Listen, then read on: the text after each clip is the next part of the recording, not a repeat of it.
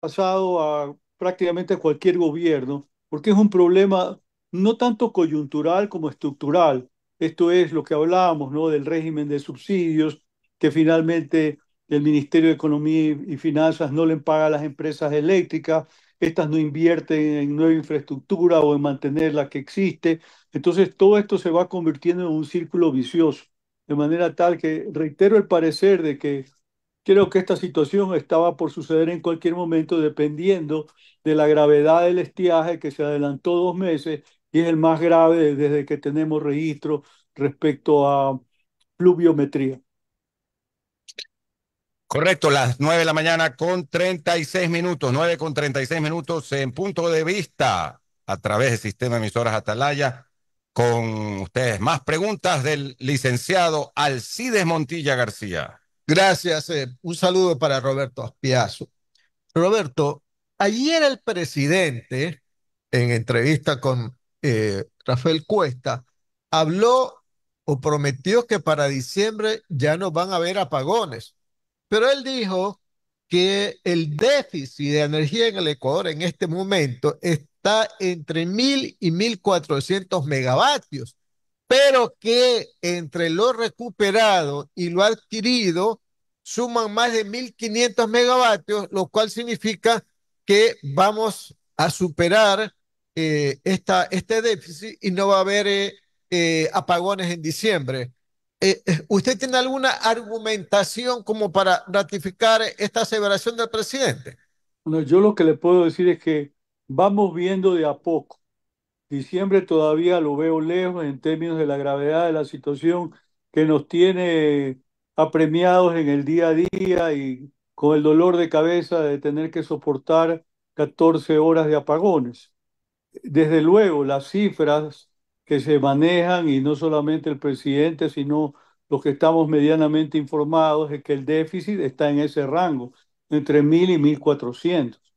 Si en diciembre esto va a ser subsanado, desde luego, nosotros tendríamos que haber habilitado en el interín al menos 1.000 megavatios de potencia térmica, porque desde luego, si hablamos de la aprobación del proyecto de ley de ayer, que está enfocado principalmente a energías renovables no convencionales, que son ejecutables a mediano plazo, eso no va a estar en concurso o no se va a poder disponer de esa potencia para diciembre de este año, porque esos proyectos pues demoran 2, 3 años a partir del momento, de manera tal de que todo va a depender de que se pueda comprar o alquilar una cantidad significativa de megavatios, que hasta este momento ha habido dificultad de conseguirlos, porque finalmente en el marco de la contratación pública de emergencia se requiere que los equipos sean nuevos o con garantía de fábrica,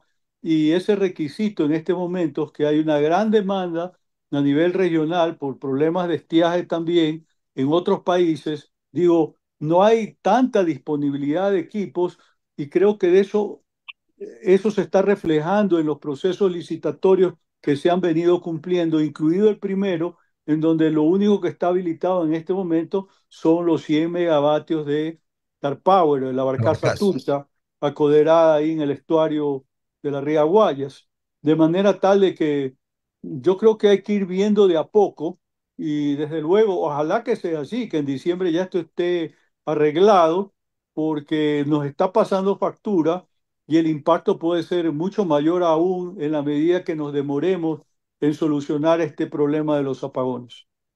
Roberto, hace poco en los medios apareció una información o una interrogación o preocupación más bien por el hecho de que por qué motivos no se había habilitado los 192 megavatios que debería de haber generado la empresa Energy Kill.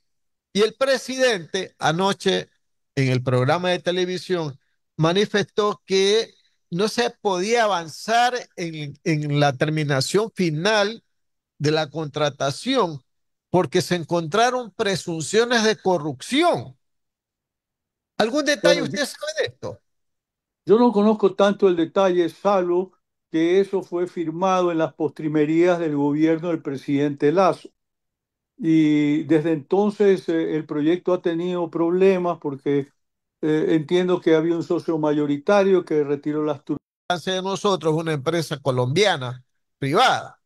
Entiendo yo que cuando se trata de negociaciones entre un presidente y otro, son los ministros, en este caso de energía, los que se encargan de la tramitación de la negociación, ¿verdad? Y los presidentes cuando van y se reúnen, lo que hacen son es firmar ya lo previamente habilitado y concordado con los ministros. Entonces la pregunta es, esos 200 megavatios, ¿usted los ve como una realidad ya acá en el Ecuador o todavía hay algunos obstáculos que cumplir? A ver, voy a hacer una introducción en el sentido de que a diferencia de lo que viene sucediendo en Ecuador, en Colombia ha empezado a llover, los embalses se han recuperado, pero ellos tienen una normativa que no exportan energía si acaso no han recuperado al menos el 50% de los embalses. Entonces, eso pone freno a la posibilidad de venta, por lo menos de la energía hidroeléctrica colombiana. Entonces, se está buscando una opción. Estos 200 megas, hasta donde yo entiendo, son de origen térmico, de una empresa privada que los estaría ofreciendo, pero se requiere de una normativa o una autorización de parte de las del Ministerio de Energía y Minas de Colombia para efectos de concretar esta compra. Desde luego se están requiriendo y bueno, pues estamos a la espera de tener buenas noticias en lo que esto se refiere, porque estamos necesitando que Colombia nos dé una mano y esos 200 megavatios son absolutamente urgentes en la medida que se puedan conseguir. Pero este es el contexto. Que haya conversaciones al más alto nivel político creo que favorece la opción de disponer de esa energía en algún momento pronto, porque si bien es energía cara, en rangos de 33, 38 centavos de dólar el kilovatio hora, pues evidentemente estamos aprendiendo los ecuatorianos que no hay energía más cara que la que no se tiene. Roberto, ayer se aprobó este denominado proyecto de ley de carácter emergente que envió el presidente a la Asamblea y que le han llamado, pues, Ley Novoa 2.0, ¿verdad? Aunque tiene un nombre muy largo, ¿no? Claro, muchos dicen que el problema del Ecuador tiene que ver con la energía eléctrica, no se resuelve si es que se quiere la participación privada de forma amplia y sin restricciones si es que no se reforma la Constitución para eliminar, pues, a la electricidad, en este caso específico, en esto de que se la llama sector estratégico, ¿verdad? Y por la cual, pues, es potestad del Estado desde el punto de vista del monopolio, del manejo del sector eléctrico. Eso por un lado, pero por otro, también hay mucha polémica porque se ha dicho que esta ley aprobada ayer por la Asamblea, por unanimidad, dicen unos, dice, no, ha bloqueado la importación de gas natural, a pesar de que es un 60% más barato que el diésel. ¿Qué pensamiento tiene usted? Bueno, yo tengo que revisar la versión final de la ley porque entiendo que le han introducido cambios al informe de segundo debate, que es el documento que yo revisé. Entonces, en función de eso, pues mantengo mi reserva. Terminando esta entrevista, me pongo a revisar detenidamente. Ese es uno de los problemas, porque finalmente el texto de la ley promueve el uso de gas natural como combustible de transición, pero finalmente lo acotan en términos de uso a autoconsumidores.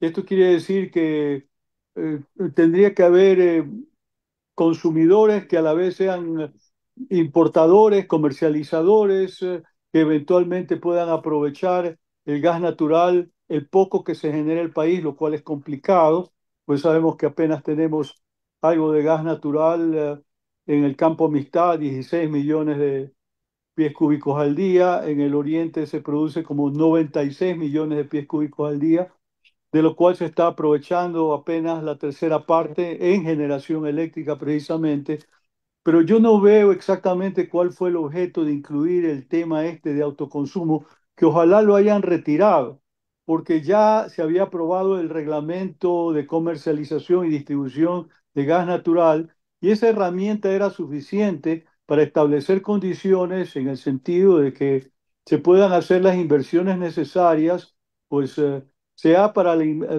importación de gas natural, pero en todo caso para que existan pues gasoductos y para que haya los sistemas de regasificación y desde luego pues una red de distribución que será algo progresivo. Se calcula que esto no estaría listo sino en cuestión de 3 años.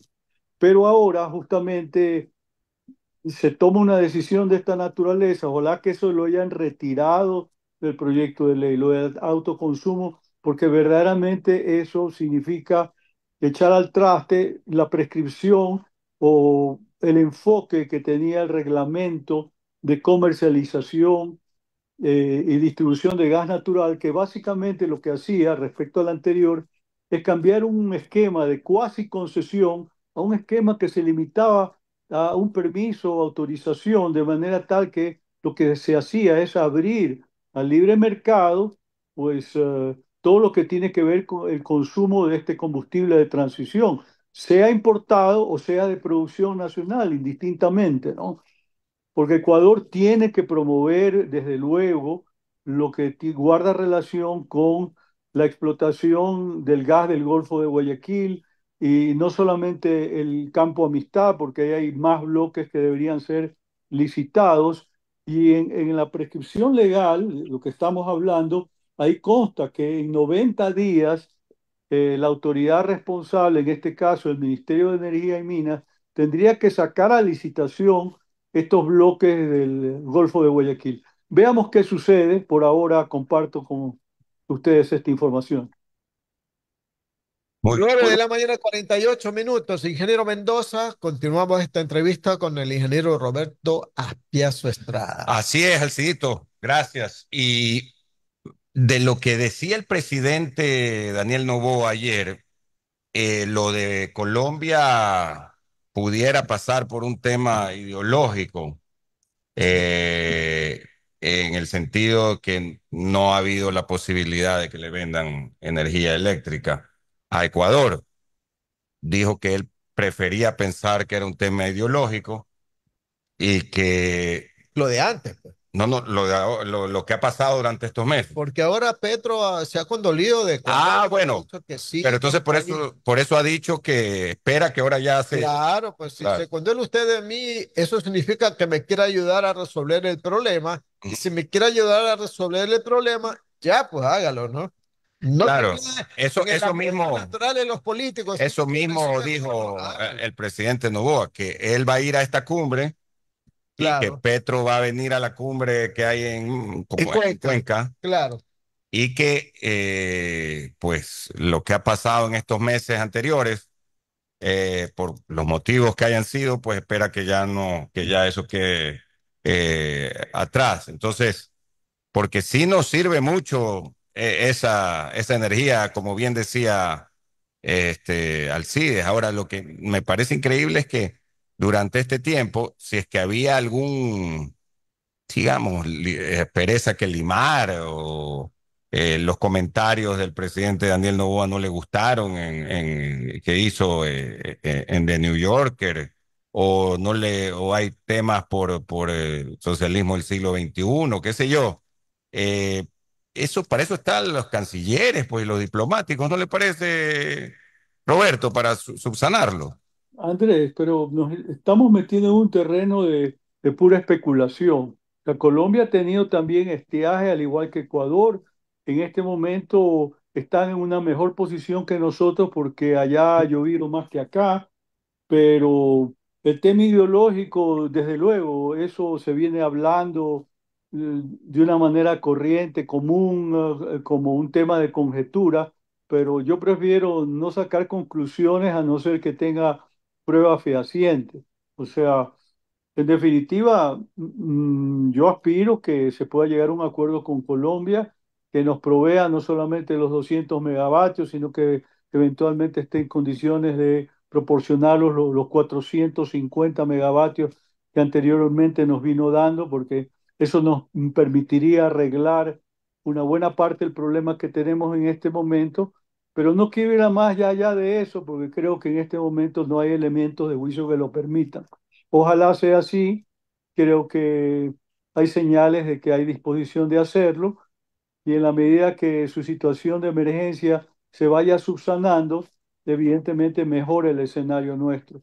Desde luego, esto que estamos hablando también viene de la mano de la licitación que fue lanzada el mes pasado respecto a la interconexión con Perú, porque la Claro. interconexión que tenemos con Perú es absolutamente marginal y la idea es 50 tener nomás. Solo un nivel de 50. conexión mínimo como la que tenemos con Colombia, que Claro. simplemente fue habilitada relativamente hace poco. Pero ahí hay una licitación importante, son dos líneas de interconexión que van desde el sur de Guayas a Pasaje y de Pasaje a Piura, y es una inversión de 280 millones de dólares. Así que va a ayudar, pienso, hacia futuro tener esta interconexión que es importante.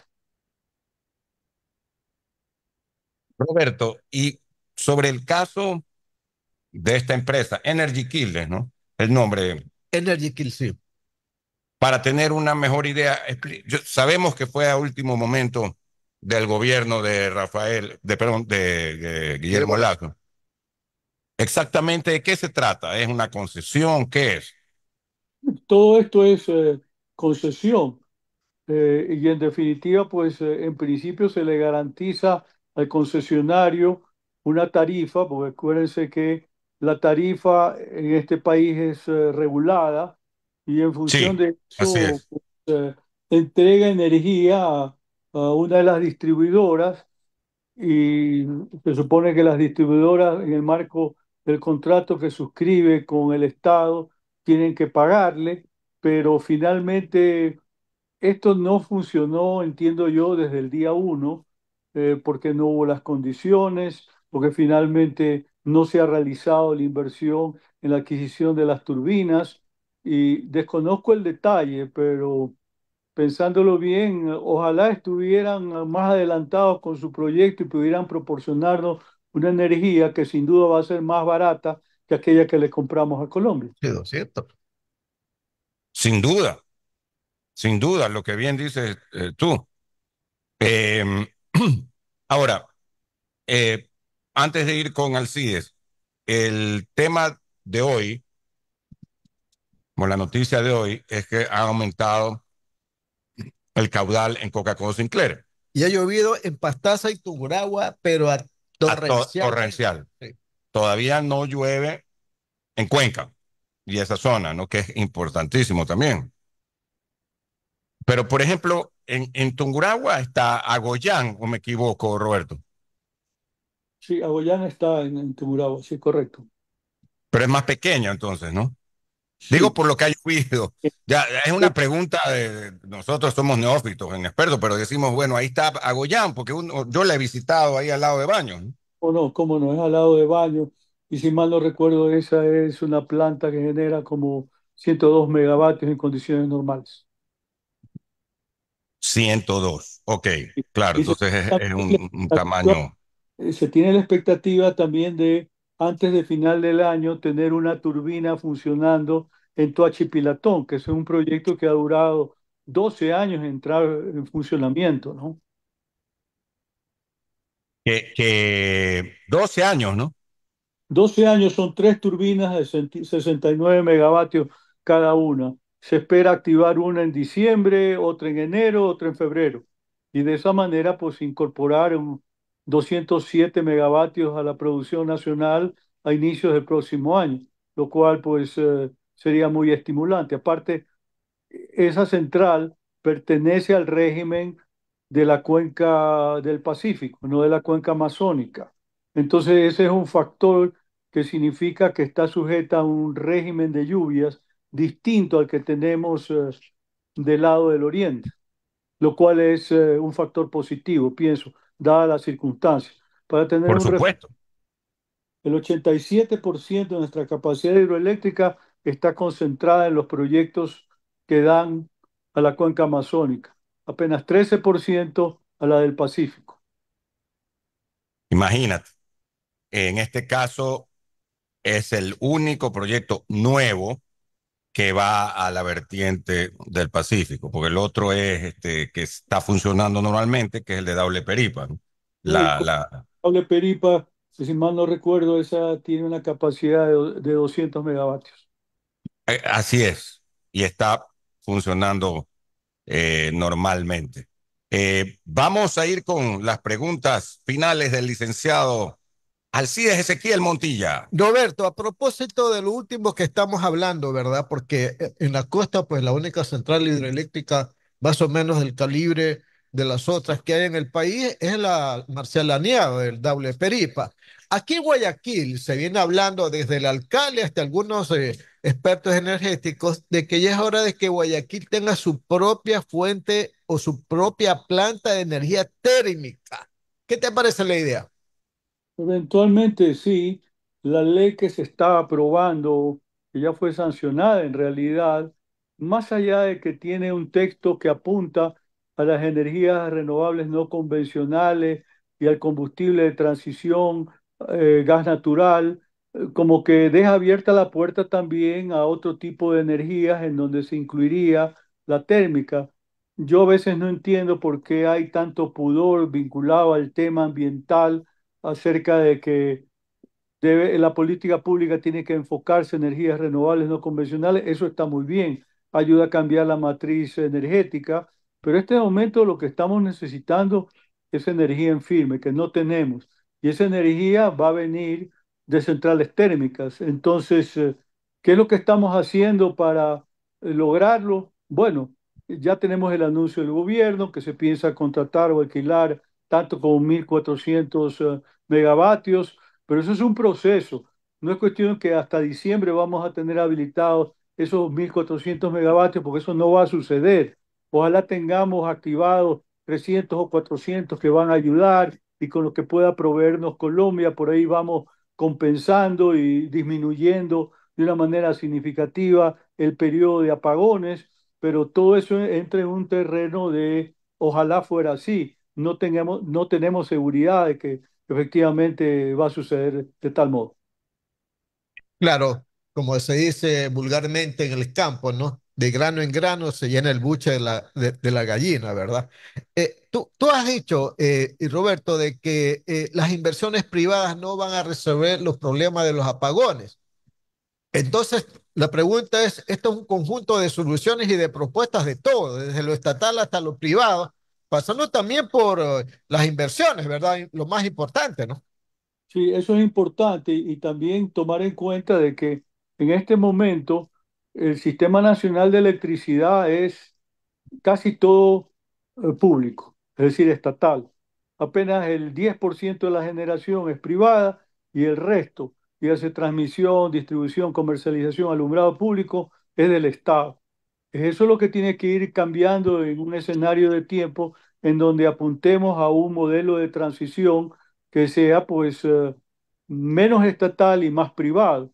Hablábamos hace un momento del tema constitucional, la restricción de los sectores estratégicos de la economía, pero siempre traigo a colación de que nosotros tenemos un servicio estratégico que es telecomunicaciones, que está abierto y está funcionando bastante bien gracias a que en 1993, en el gobierno de Sixto Durán Ballén, se licitaron dos bandas de telefonía móvil y posteriormente, en el año 2000, durante el gobierno de Gustavo Noboa, se aprobó la ley Trole 1, que ratificó la apertura del sector al mercado libre, por decirlo de alguna manera, y eso significa que hoy por hoy, pues la que entonces era una empresa cuasi monopólica, que ahora se llama CNTEP, ahora frente a sus competidores es relativamente pequeña, ¿no? Y mercado de telefonía móvil, de plataformas, de internet,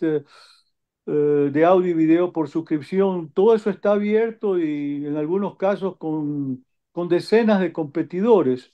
En el caso de audio y video por suscripción, creo que son como 270 para tener un referente de manera tal de que eso nos da la pauta de que si las cosas se quieren hacer, podemos dar los primeros pasos sin necesidad de estarnos proponiendo cambiar la constitución, porque eso en modo propio es difícil.